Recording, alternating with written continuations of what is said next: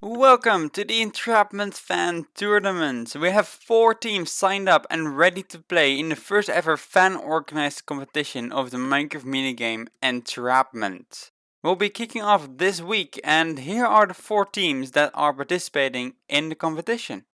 Let's start with the Such and Such team, who will be playing in blue for this tournament. They consist of MalbaCato, Wout and Mr. So-and-so. We've seen a few of them already compete before. Wout was a member of I Need Healing in 2017, and Mr. So-and-so was a part of the Cool Boys together with me. But neither of them made it past the quarterfinals, so we'll see if they have better luck this time.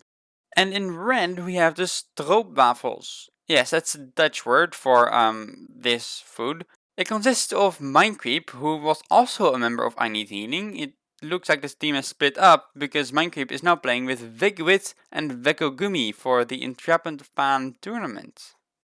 And then we have the role players in purple. The teams could pick any color they like. This is the first one to pick a non-standard color. In the team we have Zorok, StealthStrike and SammySkycrafts. And talking about past experience, Zorok has actually reached the finals in 2017 as part of Team El Soma, only losing to Indian tech supports in the last game. But will they be able to repeat that success in this tournament?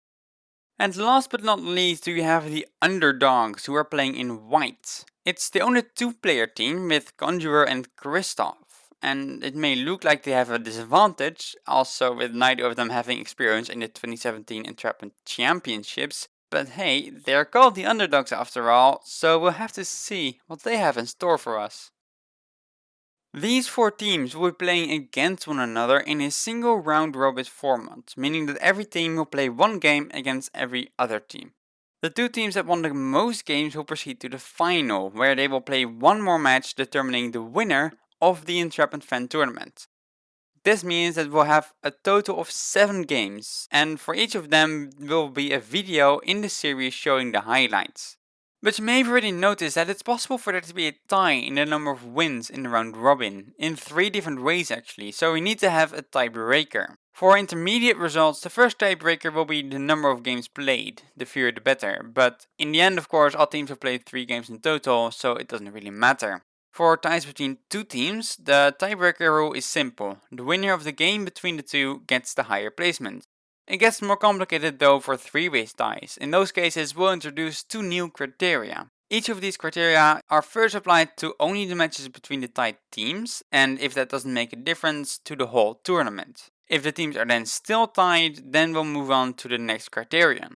The first criterion is kill difference. That's in each match the percentage of opponents killed minus the percentage of teammates lost.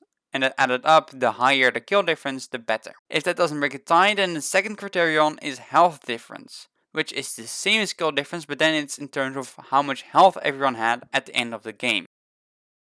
And now that pretty much everyone is falling asleep, I think we should just move on to the actual games. The first video of the Entrapment Fan Tournament will premiere this Saturday at 5 PM Universal Coordinated Time on my channel. And it's a game between the role players and the stroopwafels, so make sure you'll be awake by then because it will be an epic kickoff. Let the Entrapment Fan Tournament begin!